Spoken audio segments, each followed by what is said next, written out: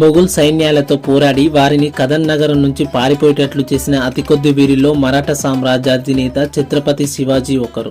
శివాజీ కాలంలో దక్కన్ను ఆక్రమించుకోవడానికి నాటి మొఘల్ చక్రవర్తి ఔరంగజేబు చేసిన అన్ని ప్రయత్నాలు కూడా విఫలమయ్యాయి. ఒకానొక దశలో శివాజీతో మొఘలులు రాజీకి వచ్చారంటే ఆయన వీరత్వం ఏంటో అర్థం చేసుకోవచ్చు. ఇక శివాజీ ఆకస్మిక మరణంతో ఆయన తనయుడు శంభాజీ అధికారం చేపట్టారు. 9 ఏళ్ల పాటు శంభాజీ సైతం తండ్రిలాగే పోరాటం సాగించారు. మరాఠా సామ్రాజ్యాన్ని పరిపాలించిన రెండో పాలకుడు ఛత్రపతి శివాజీ మహారాజ్ తనయుడు శంభాజీ జీవిత చరిత్ర ఆధారంగా తెరకెక్కించిన చావా సినిమా బాక్సాఫీస్ వద్ద వసూళ్లకు వర్షం కురిపిస్తుంది. తన నటనతో శంభాజీ పాత్రకు విక్కీ కౌశల్ ప్రాణం పోస్తే ప్రేక్షకుల హృదయాలను హత్తుకునేలా దర్శకుడు లక్ష్మణ్ ఊటేకర్ ఈ చిత్రాన్ని తెరకెక్కించారు. విమర్శకుల ప్రశంసలను సైతం అందుకున్న ఈ సినిమాపై సోషల్ మీడియాలో ప్రశంసల జల్లు కురుస్తోంది. హిందూ రాజ్య స్థాపనే లక్ష్యంగా తన పోరాటం సాగించిన శివాజీ మహారాజ్ నాటి మొఘల్ పాలకుడు ఔరంగజేబుకు కంటి మీద కునుకు లేకుండా చేశారు. గెరిల్లా వ్యూహంతో మొఘల్ సైన్యాలను మట్టి కరిపించిన శివాజీ 1674లో రాయ్గఢ్ కోటలో మరాఠా సామ్రాజ్యాధినేతగా ఛత్రపతి బిరుదుతో పట్టాభిషిక్తుడయ్యారు. కేవలం హిందుత్వమే కాదు, న్యాయబద్ధమైన పరిపాలన, సంక్షేమం, సమర్థవంతమైన పన్నులపై శివాజీ దృష్టి పెట్టారు. తన దేశభక్తి, ధైర్యం, నాయకత్వంతో తరతరాలకు ప్రేరణగా నిలిచారు. తన ధైర్య సాహసాలతో భారత చరిత్రలో తనకంటూ ఒక అధ్యాయాన్ని శివాజీ లిఖించుకున్నారు. అయితే ఛత్రపతి శివాజీ ఆకస్మిక మృతితో మరాఠా సింహాసాన్ని ఆయన పెద్ద కుమారుడైన శంభాజీ అధిరోహించి 9 ఏళ్ల పాటు రాజ్యాన్ని కాపాడుతూ వచ్చారు.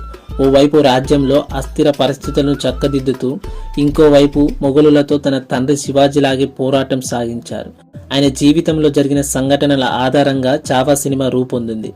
శంభాజీ జీవితం గురించి ప్రతి ఒక్కరూ తప్పక తెలుసుకోవాల్సిన అవసరం ఎంతైనా ఉంది. శంభాజీగా ప్రసిద్ధి చెందిన శంభాజీ రాజే, శివాజీ రాజే భోస్లే 1681 నుంచి 1689 వరకు మరాఠా రాజ్యాన్ని పరిపాలించారు. 1657 మే 14న శివాజీ సాయిబాలకు మొదటి సంతానంగా జన్మించిన శంభాజీ 2 ఏళ్ల వయసులోనే తల్లిని కోల్పోయారు. ఆయన బాల్యం అంతా శివాజీ తల్లి జీజాబాయి వద్దే గడిచింది. పిలాజీ పేర్కే కుమార్తె జీవుబాయిని శంభాజీ వివాహం చేసుకున్నారు. తర్వాత కాలంలో ఆమె యేసుబాయిగా పేరు మార్చుకున్నారు. అనేక సైనిక దాడులకు శంభాజీ నాయకత్వం వహించారు. అందులో ముఖ్యమైనది మొఘల్ పాలనలో బూర్హాన్పూర్పై దాడి. నాటి మొఘల్ చక్రవర్తి ఔరంగజేబు దక్కన్ను జయించాలనే ప్రయత్నానికి శంభాజీ అడుగడుగున అడ్డుపడ్డారు. మరాఠా రాజ్యాన్ని కాపాడుకోవడానికి 1682 నుంచి 1688 వరకు అనేక పోరాటాలు సాగించారు. శంభాజీ అధికారంలోకి వచ్చిన కొద్ది కాలానికి తన హత్యకు కుట్రలు చేస్తున్న వ్యక్తులను గుర్తించారు. అంతర్గత విభేదాలు ఉన్నప్పటికీ మరాఠా సామ్రాజ్యాన్ని విస్తరించి తన తండ్రి స్థాపించిన హిందూ స్వరాజ్యాన్ని రక్షించారు. కానీ 1689లో శంభాజీని ఔరంగజేబ్ బంధించి రోజుల తరబడి చిత్రహింసలకు గురి చేశారు. అత్యంత దారుణంగా 1689 మార్చి 11న శంభాజీని ఉరితీశారు. అయితే మరణం కళ్ళ ముందు ఉన్నప్పటికీ ఆయన భయపడలేదు. మతం మారితే వదిలేస్తానన్న ఔరంగజేబు ప్రతిపాదనను తిరస్కరించిన ఆయన హిందూ ధర్మం కోసం ప్రాణాలు వదలడానికే మొగ్గు చూపారు. శంభాజీ ధైర్యమే మరాఠా హృదయాల్లో ఆయనకు శాశ్వతమైన స్థానాన్ని సంపాదించి పెట్టింది.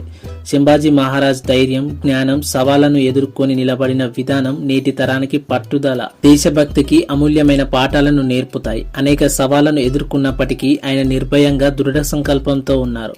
ప్రతికూల పరిస్థితుల్లో కూడా వెనక్కి తగ్గొద్దని చాటారు. ఇక శంభాజీ ఓ పరిశోధకుడు కూడా. రాజ్యాన్ని కాపాడుకోవడానికి ఓవైపు అలుపెరగని పోరాటం చేస్తూనే మరోవైపు పలు భాషల్లో ప్రావీణ్యం సంపాదించారు.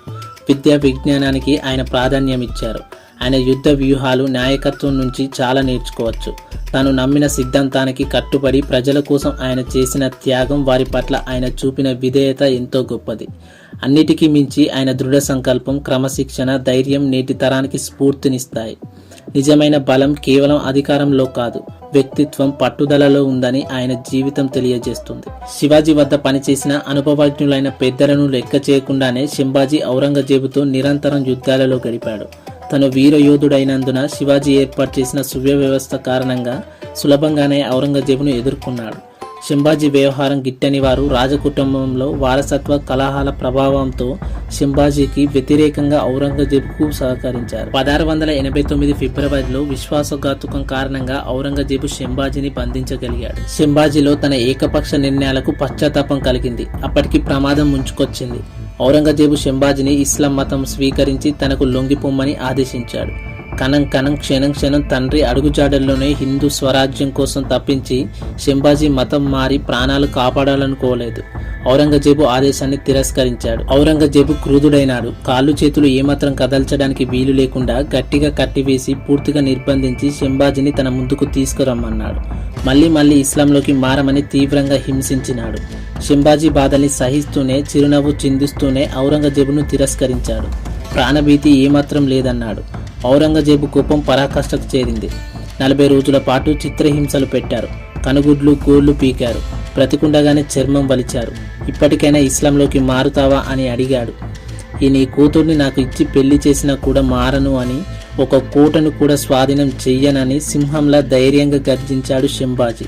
చివరకు మార్చి 11, 1689 శంభాజీని ఉరితీశారు. అంతటితో ఔరంగజేబు కోపం చల్లారలేదు. శంభాజీ శవాన్ని ముక్కలు ముక్కలుగా చేసి నదిలో పారేయమన్నాడు. పూణే దగ్గర భీమా నది ఒడ్డున ఔరంగజేబు సైన్యాలు వెళ్లిపోయిన తర్వాత గ్రామస్తులు వచ్చి శంభాజీ శరీరాన్ని కుట్టి అంతిమ సంస్కారం చేశారు.